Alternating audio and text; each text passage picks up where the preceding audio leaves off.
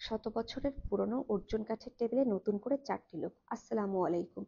টেবিলটা বলতে গেলে পড়েই ছিল স্টোর ঘরে। এত বছরের পুরনো টেবিল দেখে মনে হলো একটু নতুন লুক দিই।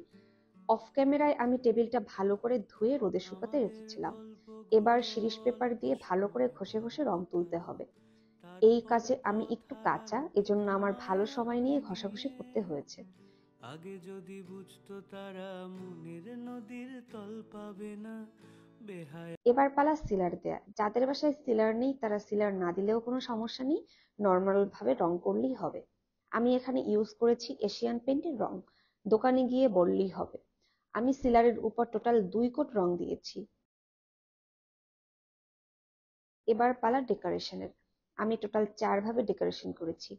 প্রথমে রানারের উপরে সবুজ ইনডোর প্লান্ট দিয়ে, দ্বিতীয় লুকে সবুজের সাথে আমার নিজের বানানো শোপিস রেখেছি।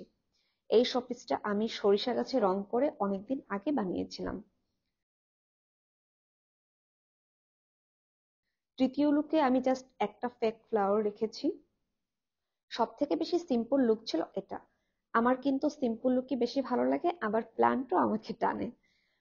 চতুর্থ লুকে আমি রানারটা চেঞ্জ করে সাদা টেবিল ক্লথ বিছিয়েছি। শোপিস হিসেবে রেখেছি একটা প্লান্ট। এবার আপনারা আমাকে কমেন্ট করে জানান আপনাদের কোন লুকটা সব থেকে বেশি ভালো লেগেছে। আর ভিডিওটা ভালো লাগলে পেজে একটা ফলো দিবেন। আজ এই পর্যন্তই, সবাইকে আল্লাহ হাফেজ।